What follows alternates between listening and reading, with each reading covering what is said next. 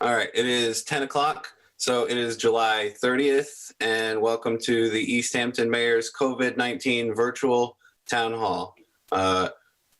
We are going to start now. If you have questions, you can put them in the chat, or you can unmute yourself at the end of the session. I guess people will be seeing that part on recording, but all right, Mayor LaChapelle, take it away.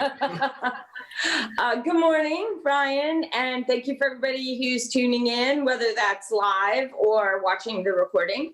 I am Nicole LaChapelle. I'm the mayor of Easthampton, Massachusetts. And today, I want to make sure everyone knows about some more construction they'll see in the city, and also talk a little bit about schools and reopening. So first, we were delighted to find out on the 29th of July that we were awarded $160,000 to improve pedestrian access and accessibility for everyone in 3 key places in our city. So the first one is on Williston Avenue, and we're constructing a new sidewalk and ADA accessible crosswalk, as well as doing some rapid flashing beacons. So when people cross the street, like if you can imagine right where you walk onto the grass to go to the fishing deck, right? So there's Williston Ave, there's the corner of the fence on the parking lot of 50 Payson, and there'll be a full-blown crosswalk with indentations for easy access on and off the sidewalk, some new sidewalk there, as well as rapid flashing beacons that we see on Cottage Street. Cars go flying down and up Williston Ave, especially when schools are back open or to get to the park. And we wanted to really open a little more safely that recreation area and encourage folks to use 50 Payson as parking with a safe option. The second thing that we're doing is we're doing a paved pedestrian and bike path from the high school to Nonotuck Park. Again, this is to encourage folks to use the park not only as recreation, but as a commuter lane, and beginning to connect all of our schools through bike paths and walking paths. So this is a nice little beginning to that, and encourages bikes and pedestrians to stay out of the roads and access Nonotuck Park and get to the high school a little more safely. And then the third one is really just the beginning of a lot of study and work we're doing over in the Pleasant Street and Berkeley Avenue area. We're going to be building out a crosswalk there with rapid flashing beacons, ADA accessible crosswalk.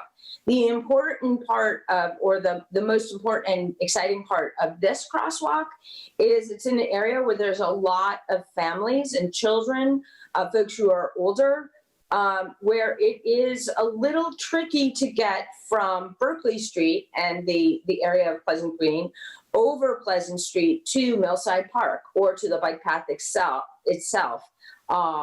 And to electric bike stations, or just to cast a pole and do some fishing off of the fishing platform in Millside Park. So we'll start to we hope to start construction very soon and have it all done by the beginning of November. And this was a grant from the Massachusetts Department of Transportation. Shared street. So other communities went for outdoor dining and whatnot, but we really wanted to improve the safety of navigating our city with bike and walking, no matter how you mobilize, that it would be, we're looking for equity as far as how people get around the city other than using a car. If you think about these 3 projects, the Nonotuck Park to the high school, Williston Avenue going down to the fishing area on the pond, it also then connects to that, right there you can get on, you can get up to the bike path a little more easy on Union Street. The Union Street project will connect the pond area to that Union Street bike path a little more safely. And then it also starts connecting the Pleasant Green neighborhood to the rest of the city without kind of rolling the dice when you cross that that street. So we're really excited about that. I also wanted to talk a little bit about the reopening of our public schools. And there have been, the school committee chair has increased formal meetings to once a week until further notice. There's also been parent forums around this. And we're looking at, our last school committee, we looked at reopening plans where the superintendent and her leadership team presented options for remote, hybrid, and in-person learning. The in-person learning option was really off the table. We do not have enough space or staff in our public schools to bring everyone back in person. And there were some grave concerns around how to do that safely, even if we had the space. There's a full all remote model that has specific curriculums for each age and developmental group. This remote curriculum is a little more organized than what we saw last spring, because in last spring we kind of went to 0 to 60 or 60 to 0 with just closing down the schools because of the pandemic. And the pandemic is very much still with us. It is in control of the timeline of reopening of our city, but most certainly our schools.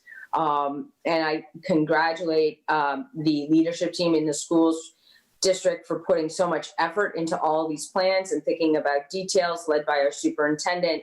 But I also have a great deal of respect and send kudos out to parents and stakeholders who have been very clear about what they want education, public education, to look like in Easthampton. The conversation is robust. There are parent forums that the school district is putting together. School committee members have been attending those. At our last meeting, we did not vote on any of the plans. We wanted more detail from teachers and staff, and we also had questions we asked of the superintendent to inform a decision about what model Easthampton would choose going back to school. What we did vote on the last meeting was that school will open no earlier than September 14th. The Department of Education and Special Elementary Education and Secondary Education put that advisory out and that option to school districts to push back the opening to give teachers and staff more training time with remote and also hybrid classes if they are to come to fruition. I've been really clear from the mayor's office. I think that the health risks to our population as it exists now, to our school population and to our staff and to our families is still very high. And there are also the risk of bringing schools back to session full in person is absolutely off the table. A hybrid model as it's been presented really demonstrate a lot of work, but there are still so many unknowns with this virus. I don't feel comfortable right now taking a vote as a member of the school committee to do hybrid. The balance to that, and we've heard a lot from parents and families, is that folks have to go back to work. The economy is slowly starting to start up again, but also a lot of folks have pivoted as businesses have pivoted. People have pivoted in their jobs and they're expected to show up. And childcare outside of public schools is an absolute mess. Really, this pandemic has just shown our short-sightedness of investing in childcare to the point where childcare for providers during the pandemic and to families was really a high risk. It was a high-risk endeavor. And there are still many factors where our daycare professionals are certainly getting better and better with no more known knowledge of the pandemic, but it's still, there's some grave concerns there, and that follows through to school. And working parents want to see their children back in school. Parents who have children who really need in-person learning to focus and to grasp the material are looking for that kind of support. But the biggest question in all of these decisions, and certainly my vote as a school committee member, is going to be based around public health metrics. And I'm concerned about colleges coming back into session, and so many kids, college kids living off campus, and the interaction. You're talking about, over 10,000 potential students moving in back into the area in the next 3 weeks. And just by numbers, it's not even about who is careful and who is not careful. We saw at Bay State Medical Center, you can be very careful and still have an outbreak. And I fear that with college students coming back, I think it's something we really have to watch. Pushing school off until September 14th for students, I think is really important. And it gives us some time to watch those health trends with college students back in the area. The things to take a look at, and we'll get a full report out from our reopening committee and the services that are needed by our local businesses to reopen, by the employees and by residents. We hope to have those out in the next 2 weeks, and we'll be redistributing that survey every few weeks, 3-4 weeks, to get new information as we go further into life with COVID-19.